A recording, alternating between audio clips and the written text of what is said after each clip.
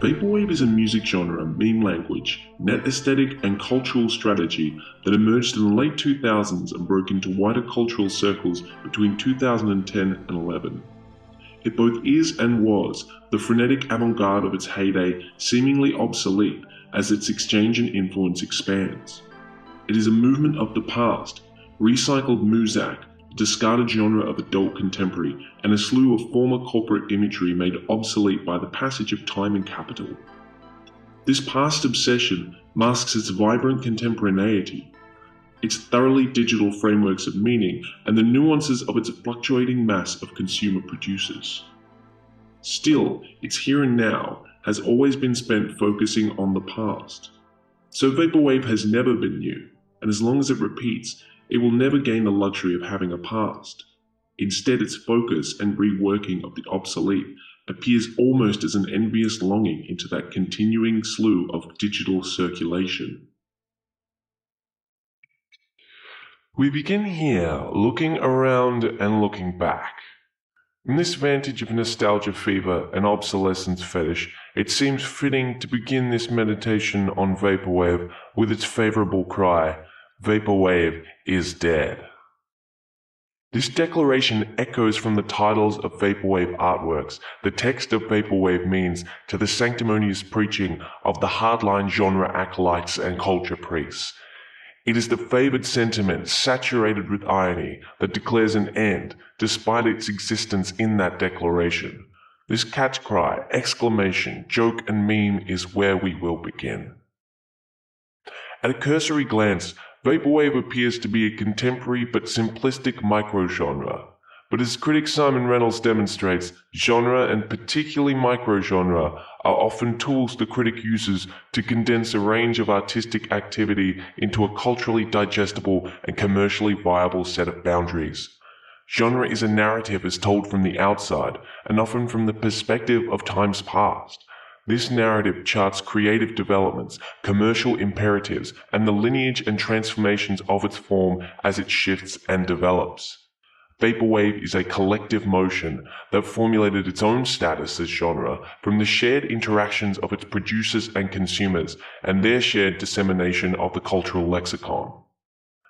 Genre is also a temporal capital designation designed to build lineages of musicians, commodify styles and attitudes in order to crown reigning kings, manufacture loyalty and dispute amongst followers, and market new inheritors and challenging players. Vaporwave circumvents the impact of these familiar patterns by embedding subtle layers beneath the accepted appearance of genre. There is an unusual adherence to its established methods and a rejection of development. Following other contemporary movements and genres, it focuses on contemporary inflections of nostalgia, but separates itself through vast and uncompromising use of sampling, rendering it largely commercially unviable and ambiguous artistically. Like its vaporous namesake, it surrounds, swirlingly evasive, suddenly convergent and condensing. A declared field in which intentions float, swirl, and obscure into cultural mist, masses of content that test the nuanced flexibility and altering textures of culture and liquid capital in the digital age. It is this vaporous liquidity that obscures Vaporwave's intentions, its perspectives, even its arrival and departure. From this swirling ambiguity comes the cry that Vaporwave is dead, a cry that could just as well be Vaporwave never arrived. So what is this movement that gleefully denies its here and now and defers its beginnings and end? Vaporwave sits in a continuum of nostalgia genres as an audiovisual assemblage of the appropriated material of recent history. These audiovisual aspects make Vaporwave unique even amongst other recent nostalgia genres.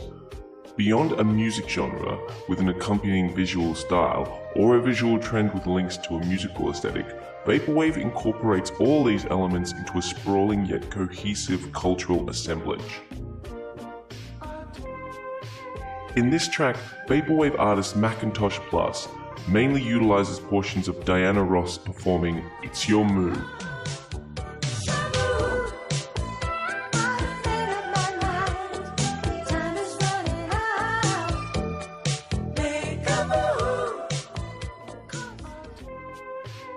This altered, oozing feel of the track provides a core principle of Vaporwave. The material is reused, recycled, combined, and generally altered to form something new and expressive that nonetheless flaunts the cuts and formation of its assembled form.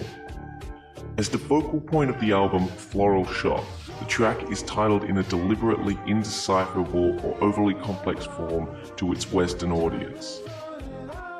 It is noteworthy that the title is made up of two distinct parts, a reference to 420, a marijuana reference that predates the internet but is nonetheless a recognizable contemporary cultural reference and staple language of drug culture.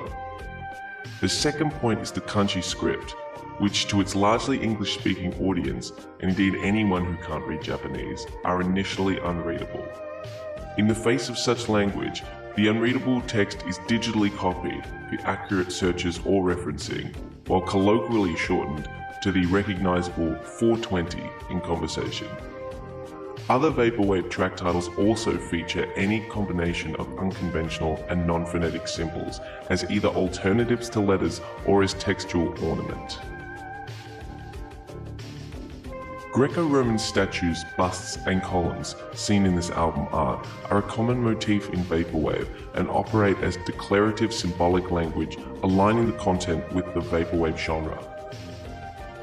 Along with other Vaporwave stylizations like the pink and purple coloring that pervades this image, the aggressive cultural signaling of this collective approach is typified by its complex style, known as aesthetic. This stylization is replicated as a signaling mechanism to other members of the genre assemblage, who in turn replicate and disseminate imagery and style as a form of communication in which memes reinforce cultural language. The imagery itself is intentionally lurid, increasing its recognizability and suggesting a reflexive tone of irony or contemplative ambiguity. These appropriated styles and formats thrive in the shared nature of their wholly digital environment. The role of the digital and the networked exchange is not simply the context for Vaporwave, but serves as its stylistic content. Early computer-generated imagery, reference to outdated Apple and Windows iconography are intermingled with advertising and corporate imagery of this hyper-capitalist moment, such as this shot in the background, which freezes footage from an advertising reel. By focusing on the hypercapitalism that produces the fabric of the internet movement, Vaporwave generates a tongue-in-cheek nostalgia for its own recent history and its status as a wholly digital medium. It is this attention to capitalist liquidity that situates Vaporwave as a movement that is of hypercapital circulation, dissemination, disposal, and wastage. It is from the cringe and tack of outdated advertising, the rapid outdating of fashion, and the obsolescence of early digital technologies that Vaporwave investigates the flow of capital in the information society. What is solid becomes air. The liquidity of the market creates a continuous lightness, and in this condition we must learn to navigate the vapor. There is something of a style, something of an aesthetic, a purposeful language of forms and conventions from which an attitude of flaunted ambiguity emerges.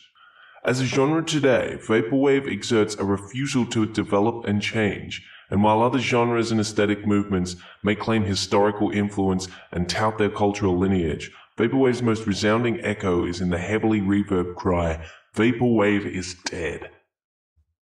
A sense of glee follows this catchphrase that outweighs any detached irony. This death, the leaving of Vaporwave, recalls the origins of its name, Vaporware, and the earlier cries that it would never truly arrive. The term Vaporwave originally came from Texas-based producer Will Burnett, who was describing the work of artist Vectroid by making a pun on the existing term Vaporware, which refers to a product that was in development but ultimately fails to emerge on the market. By using this term to align themselves with the casualties of information capital and the failure of future promise, Vaporwave positions itself not only as a movement focused on past content, but as a movement that never fully arrives in the way that movements and genres do. It never extends itself beyond self-reference because this self-reference is its defining feature. It's never validated in commercial artistic canon because of its incompatibility with contemporary modes of music-based capitalism. This play on arrival reveals a complex critical dialogue that allows Vaporwave to maintain its ambiguity even as it is continuously disseminated. Whether references are recognized or not, Vaporwave summons its matter through the medium of the digital. Medium becomes both the language of technology and its function as a summoning medium force, recalling the content, formats, and technologies of the past.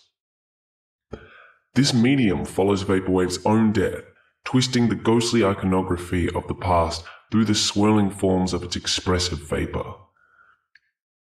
In this sense, Vaporwave recalls the logic of the preceding nostalgia mediums of the 2000s, which used methods of internet exchange to practice digital adaptation of non-digital technologies and existing materials.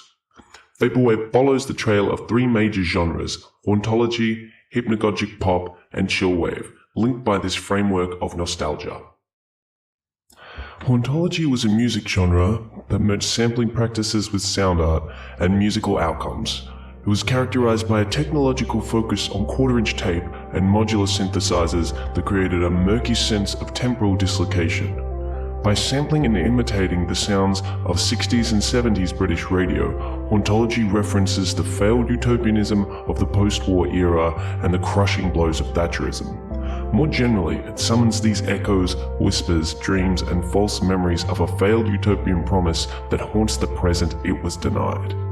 This complex nostalgia reveals a longing, not simply for times past, but for the promise of futures that never arrived, and the ghost sees summoned in the present day. That ghost is neither of the past nor of the present, but is the lingering dislocation of intangible alternate presents and the failures of future. Hypnagogic pop follows a trend of hauntology, but from the perspective of a more American context, particularly the threads of nostalgia from the West Coast. It also extends a different range of tone by emerging from a context of semi-dreamlike consciousness. Where hauntology referred to the shared past and lost futures, hypnagogic pop conjures the sensation of memories that never occurred in a position somewhere between sleep and wakefulness, as its name suggests. This hybrid state features allusions and appropriations of the media formats that surrounded and influenced those children of the 80s and 90s. It holds a particular interest in the phenomenology of the cassette and its warm descent into noise and memory and textural palimpsest. It also featured a growing interest in audiovisual assemblage and the appropriation of 80s retro material. We can see traces of Vaporwave to come in audiovisual tracks such as Oneohtrix Point Never's Nobody Here.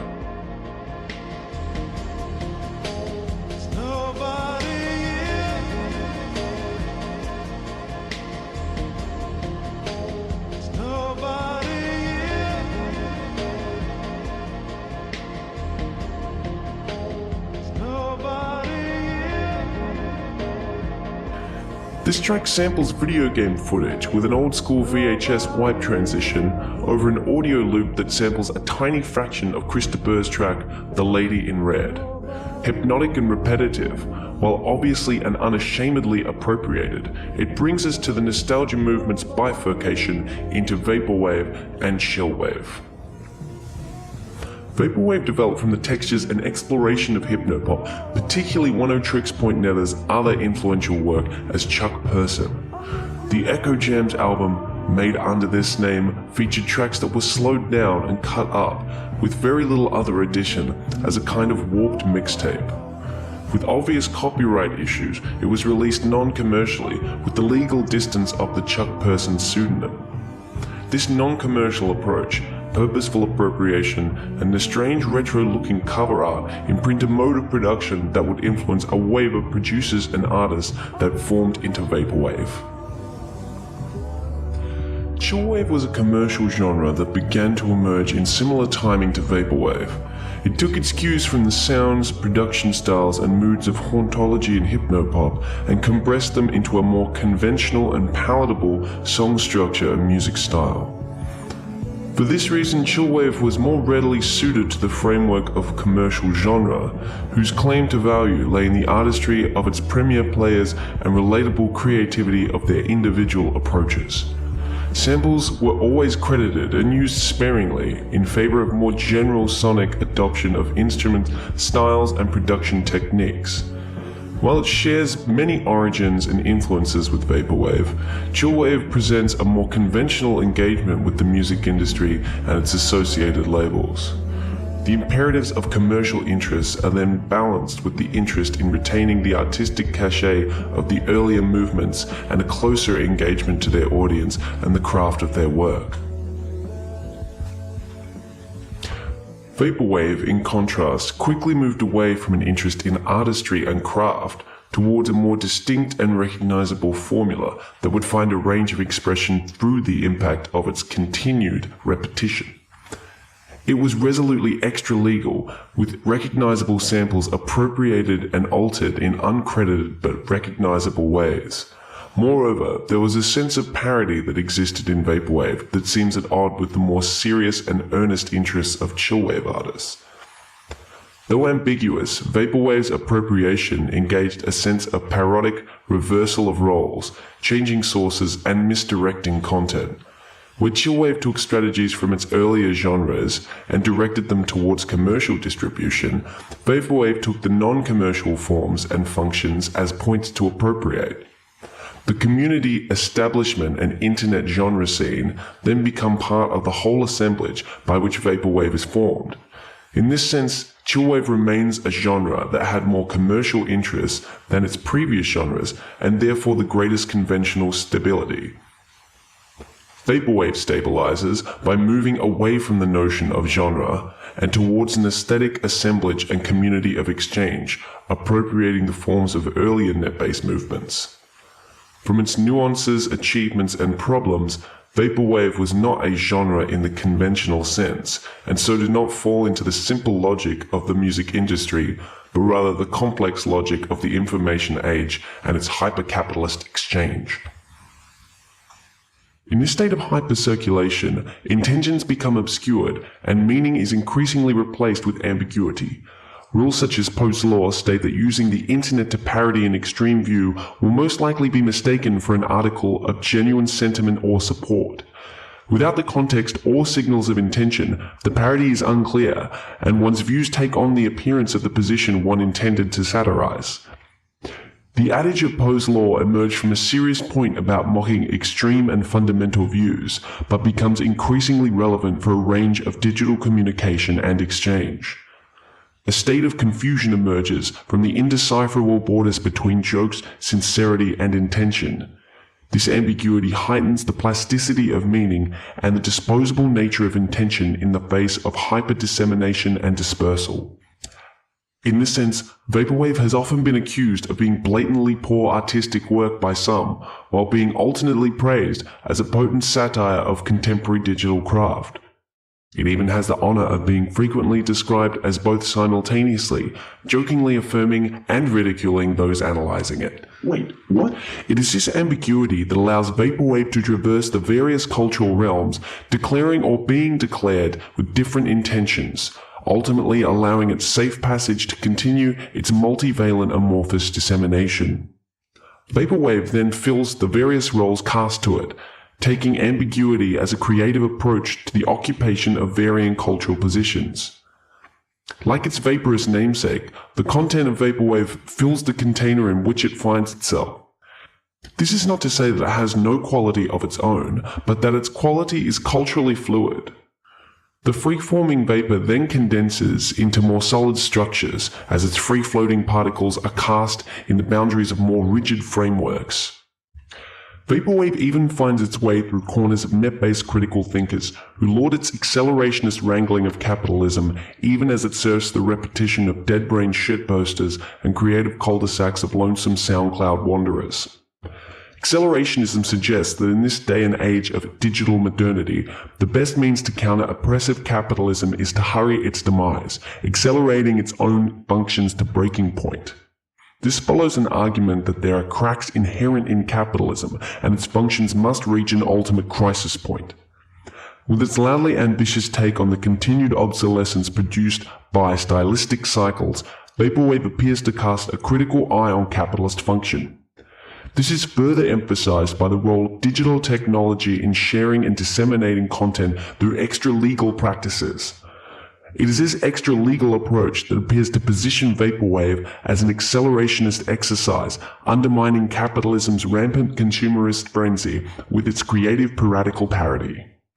However, such pronouncements must be treated with suspicion, recalling that vaporously ambiguous form that conveniently fills any number of cultural frameworks. Vaporwave definitely relishes the pirating of material and its accessible alteration and redistribution. The cuts of its sampling are often obvious and techniques easily replicable. For this reason, there is a kind of enforced or assumed amateurism to the medium, which encompasses much of the material that is made. The formal input of its trailblazing artists provided examples of genuine craft and inventive form. This contrasts with the massive content in which lesser-known players create material uploaded onto their SoundCloud, Bandcamps, and YouTube accounts as their own interpretations of material or Vaporwave remix, applying ready-made methods towards songs of their choosing. Quality differs drastically, with amateurism being incidental rather than purposeful, but still resolutely Vaporwave. Other content is generated by taking more popular Vaporwave material and creating a video clip for it, meaning multiple clips surface to popular tunes like 420. Here we see the formal threads of Vaporwave's stylistic qualities and recognizable iconography operating in contrast to the movements of contemporary capital. Instead of the development of genre and the phasing out of styles, Vaporwave continues with this resolute set of imagery and musical approaches. Contrary to the accelerationist viewpoint, this slavish adherence to these stylistic conventions actually undermines the concept of acceleration and speed. Rather than accelerating stylistic trends of hyper-capitalist exchange, Vaporwave enacts a denial of cultural speed by halting stylistic movement and development. The innovations of individual actors are then contributions to the great swelling tides and directions of Vaporwave mass. The liquidity of their content forming great collective trending channels in place of stylistic successions. Though its sensibilities remain unmoved, particular niche focuses and iconographic trends emerge from the swells of tidal trends. Though its form continuously repeats, whirlpools and eddies form into particular iterations of Vaporwave. Future funk, vapor trap, ocean grunge, mole soft. Rather than demonstrating the disintegration of Vaporwave and its formal approaches, these nuanced inflections demonstrate the explorative depths to be found in the repeated format of Vaporwave's ambiguous reconfiguration of culture. In visual approach, use of the cartoon show The Simpsons demonstrates the value of extended use of a high-value cultural source. Though common enough as part of a larger Vaporwave assemblage, the approach of Simpson Wave used footage from the show, slightly altered and filtered as a kind of curatorial mechanism for framing existing Vaporwave tracks and mixes. First emerging in meme imagery, Simpson Wave demonstrates the hybridizing of production and reception in the Vaporwave community as cartoon footage becomes part of the continued reassemblage that characterizes Vaporwave and its insistence on the plasticity of cultural objects.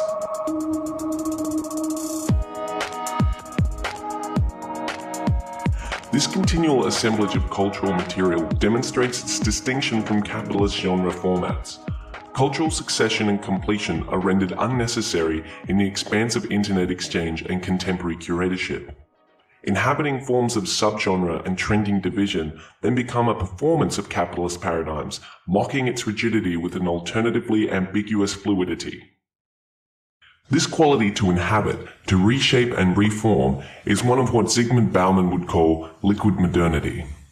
Bauman contends that liquid modernity is the quality first alluded to by Marx's announcement that all that is solid turns to air, one in which Marx saw liquidity as a clearing force to replace outdated forms and structures with newer, more relevant ones.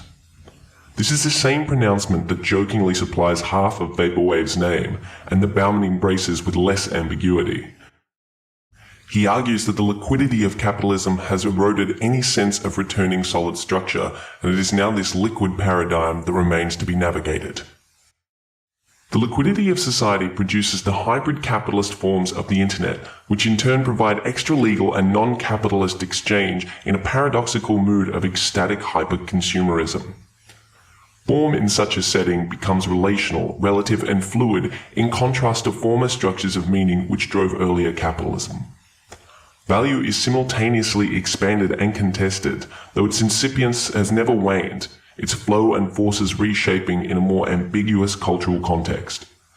In this condition, Vaporwave finds itself navigating the various nuances and textures of liquid modernity through its own fluid properties. Vaporwave utilizes this cultural fluidity to create an expansive collective form from which shared sensibilities and languages emerge. In this sense, its aesthetic demonstrates its reflective approach to liquidity by embracing the incipience of its form as a means of recognition and shared discourse in the immense cultural fluidity of the information age. The sensibilities of Vaporwave aesthetic reflect the fluid ambiguities of its surrounding modern fabric, alternating between irony and joke, critique and superficial affection. While it is an encompassing term for Vaporwave's stylistic languages, it also refers to its ambiguous attitudes, multivalent outcomes, and dimension of expression. But what does Vaporwave express and convey? Beyond its play with culture and exchange, nuanced modes of emotion arise. Its over-the-top stylizations create a dreamlike sense of alienation and isolation, resonating with the emotional frequencies of contemporary modernity. One such issue is the isolation that emerges from the hyperconnectivity of the information age. Vaporwave's sound and imagery explores the increasing connectivity of the internet and its corresponding loss of intimacy and sense of isolation. This finds expression in the sense of being lost in translation, a mass of signs and collective languages, both literal and cultural. Internet art, Vaporwave in particular, gravitates towards the use of Japanese text, iconography, and imagery as a dislocating setting for its generally English-speaking audience. This metaphor of techno-cultural loneliness uses a sense of otherness that is problematic to say the least.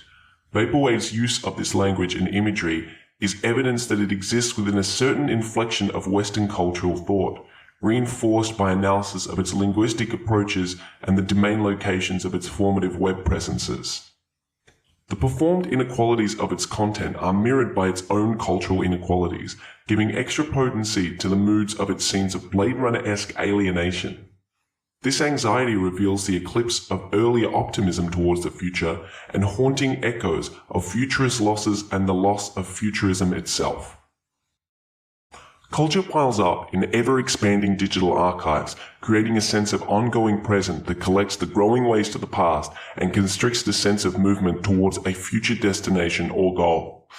Vaporwave fetishizes these visions of the future, the past imaginings of cyberpunk, and the failure of utopia or dystopia to conjure sufficient imagination in the wake of the yawning contemporary. This aesthetic becomes a kind of historical futurism that examines these past impulses and languages with a sense of longing and loss for the potential of future imagining. Vaporwave's aesthetic is therefore situated in a complex dialogue with the occurrence and reenactment of the past within the present. This is why we find Vaporwave in the continuum of nostalgia media, with similarities to many forms of appropriation and reconsiderations of past media. Its accompanying interest in considerations of the lo-fi uses past media and content as an alternative to the techno-capital impulses towards newer technologies as higher quality. As a thoroughly audio-visual assemblage, Vaporwave focuses on early computer-generated imagery seen in the art of early video games, including blocky vector art and Tron-like vector grids. But while it shares nostalgic tendencies with other genres and styles, Vaporwave merges the unintentional low fidelity of older technology with its acceleration of amateurism, a weaponized de-skilling of dissemination. This all serves to increase the particular forms of arrangement while empowering a strategy of repetition. Much like the inclusion of Greek statues and Roman columns, the accepted yet somewhat arbitrary choices of style build a what the fuck shrug into its shared language and expression. That language then in turn inflects the shrug into varying corners of its output, a detachment and a numbness that weaves its way through Vaporwave's aesthetic. Tones emerge throughout the stylistic strategies of Vaporwave that explore the nauseating textures of synthetic numbness that emerge from former corporate blandness. The monotony of advertising, the synthetic detachment of the pharmaceutical industry, and the numbing stupor of the mall all provide a range of textures where we only once recognized emptiness. No soft psilocybin tints or organic living patterns of the acidic experience. Vaporwave is the 2CB of aesthetic psychotropes, lurid, colorful, in a synthetic and garish way, a Photoshop drug on a frame rate trip. This spectrum of the garish and nauseating announces itself in Vaporwave's trademark color scheme of lurid pinks and purples pushed into zones of contrast and saturation that would make a colorist's eyes bleed. This is an intentional strategy to inhabit some artificial zone that makes no pretense to be holding on to its realistic depictions of worldly origins. It inhabits the monitors and electronic spaces of hypnotically sickening exchange. So Vaporwave emerges from digital circulation, and so to digital circulation it recedes. Obsolescence is always an opportunity for the nostalgic, but how that nostalgia then directs itself becomes the marker for its contemporary relevance. Vaporwave is not just an artistic reworking of past materials or the careful application of audiovisual craft. Rather, it is these elements put into the service of collective ambiguity and mass exchange. The solids crumble into vapor, and even the liquid of modern capitalism becomes caught in the cultural cycles of hypercirculation and calculated strategies of repetition. Vaporwave almost begins by declaring itself dead and over, and yet its zombie virality charges on. It spreads, mutates, and reforms, but all to a central conceit of expression, its endemic aesthetic. In this sense, it is not just an appropriation of the trashed past, but a cancerous twisting of the notion of trash itself. As it piles up in our digital spaces, can media ever be considered obsolete again? Material is simply engaged or unengaged, ready to take its place in a constellation of contemporary redescription. Commercial tools are ambivalently applied to the aggressively non-commercial, to a plane of hyper-capitalist liquidity, hyper-consumerist speed, and a contingency of contemporary cultural meaning. That Vaporwave exchange gives obsolescence a voice, a slowed down, amorphous voice that cuts, chops, and shifts through the ambiguous whims of its shrugging participants. Trash to trash, bust to bust.